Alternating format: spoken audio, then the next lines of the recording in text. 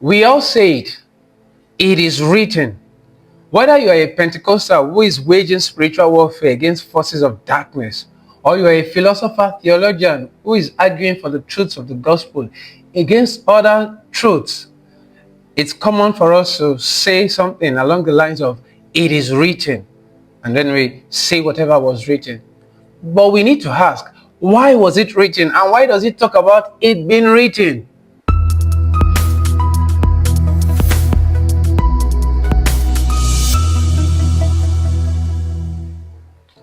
So to answer the first question, why was it written? The reason why that answer has been lost on us and we have to ask it again is because writing comes easy today. The printing press came hundreds of years ago and other technologies have developed. So it is very easy to jot down your thoughts today. But go back into the ancient world where very few people were literate, and even if you were literate, very few people had access to the technologies of those days by which you could write things down. How did they communicate in those days? They told stories. I'm sure you'll be familiar with this kind of scenes from many movies from 20 years back, where you find a village and the elders of the village and everyone in the village gather around a bonfire at night, and the older people in that community tell stories to children, usually stories about something that happened in the history of that community.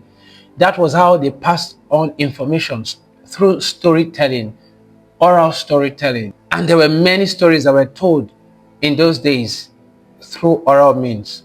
But as time went on, some of those generations were dying away, and some stories that were considered fundamental and core to those communities needed to be preserved for future generations. Once technology showed up, people who recognized the need for certain stories to be penned down began to pen them down. And that's where that saying finds its relevance.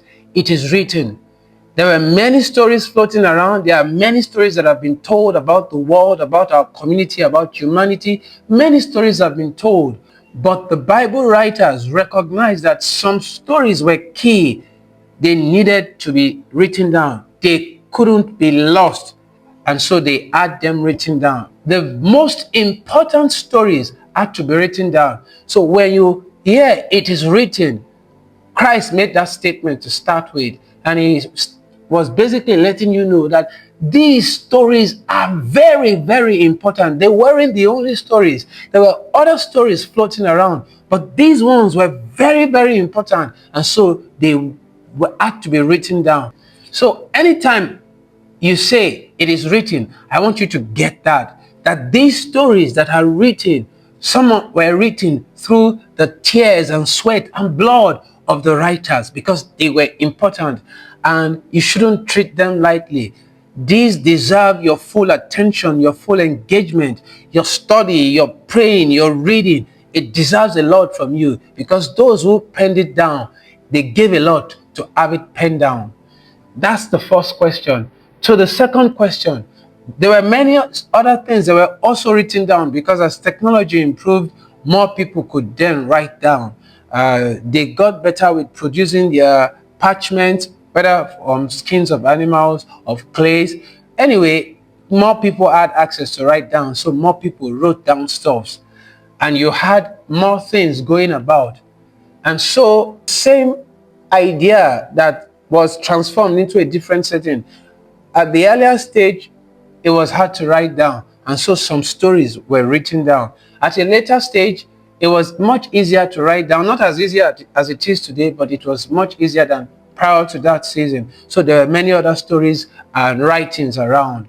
And the most important ones were collected and compiled into what we call today the Bible. Either you're talking about the New Testament or the Jewish scripture, which we call the Old Testament. Of all the things that had been written down in those days, they considered this text, these stories, these writings, the most important. That is why they became part of a Bible. They didn't stop you from reading the other stuff, and you've probably had some of those stuffs today. People who try to be Gnostic in their tendencies, they'll talk about, oh, I haven't discovered one book that is not part of the Bible. It was kicked out as if someone had ill intentions, but it wasn't so. Those who compiled the Bible recognize that if there is any story that needs to be engaged with, these are the ones. Whatever else you're engaged with, make sure that you're engaging with these.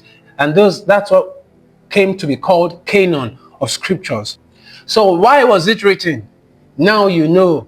They were written because these were the most important stories that needed to be told to future generations. And why do we have a canon that we call the Bible? Because of all the writings that have been available, these are the most important writings that we need to do business with. And that's why you need to bother about them.